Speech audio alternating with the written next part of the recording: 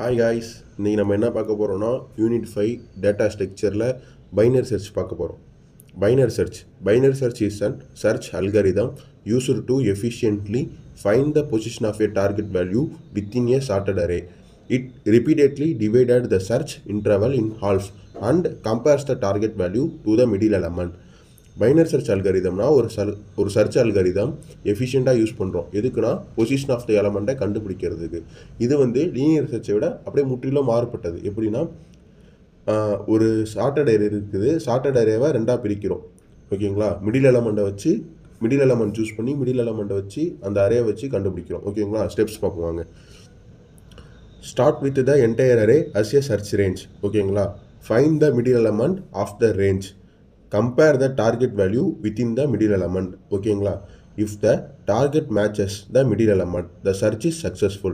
அந்த டார்கெட் வேல்யூவும் மிடில் வேல்யூவும் கரெக்டாக இருந்துச்சுன்னா சர்ச் சக்ஸஸ்ஃபுல்லாக முடிஞ்சிருச்சு. Suppose if the target is smaller, ஓகேங்களா, டார்கெட் மிடில் எலமெண்ட்டை விட ஸ்மாலராக இருக்குது அப்படின்னா நேரோ த சர்ச் த லெஃப்ட் ஆஃபை மறுபடியும் ஒரு அரேவாக கன்வெர்ட் பண்ணிக்கிட்டு அதில் மிடில் எலமெண்ட் கண்டுபிடிச்சி மறுபடியும் அப்படி பண்ணணும். ஓகேங்களா? If the target is greater, narrow the search to the right of. இதே டார்கெட் எலமெண்ட்டோட கீ எலமெண்ட் அதிகமாக இருந்துச்சுன்னா மறுபடியும் என்ன பண்ணணும்? ரைட் ஆஃபை வச்சு பண்ணணும். ஓகேங்களா? Repeat the process until the element to be found. ஓகேங்களா? இந்த ப்ராசஸை ரிப்பீட் பண்ணிகிட்டே இருக்கணும். எது வரைக்கும்னா அந்த எலமெண்ட் ஃபவுண்ட் ஆகிற வரைக்கும். எக்ஸாம்பிள் பார்க்கலாம் வாங்க. எக்ஸாம்பிள், அரே கொடுத்துட்டு ஒரு அரே கொடுத்துருக்காங்க. அரேவுக்கு நான் என்ன இண்டெக்ஸ் எழுதிட்டேன். A0, A1, A2, A3, A4, A5, A6, A7. ஓகேங்களா? இந்த அரேயில் பார்த்தீங்கன்னா மொத்தம் எத்தனை இருக்குன்னா 8 இருக்குது. மொத்தம் 7 இண்டெக்ஸ் வருது. ஓகேங்களா?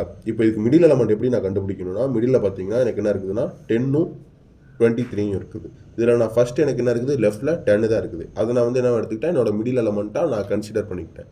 என்னோட டார்கெட் வேல்யூனது 23. மிடில் எலமெண்ட் கண்டுபிடிச்சிட்டேன். நெக்ஸ்ட்டு மிடில் எலமெண்ட் என்னென்னு எடுத்து எழுதிக்கிட்டேன். இப்போ மிடில் எலமெண்ட்டையும் டார்கெட் எலமெண்ட்டையும் கம்பேர் பண்ணுறேன். ஓகேங்களா? மிடில் எலமெண்ட் டார்கெட் எலமெண்ட்டை விட கம்மியாக இருக்குது. அப்போ நான் என்ன சூஸ் பண்ணுறேன்னா right of the array from the middle element. ஓகேங்களா? மிடில் எலமெண்ட்லேருந்து right of the array choose பண்ணிக்கிட்டேன். நெக்ஸ்ட் இப்போ நான் right of the array choose பண்ணியிருக்கேன். ஓகேங்களா? அதில் இருக்க வேல்யூவை அப்படியே எடுத்து எழுதியிருக்கேன்.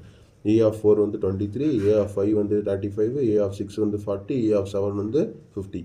இப்போ இதை நான் ஒரு அரேவாக கன்சிடர் பண்ணிக்கிட்டேன். இதில் எனக்கு மிடில் எலமெண்ட் என்ன 35, 40. ஓகேங்களா?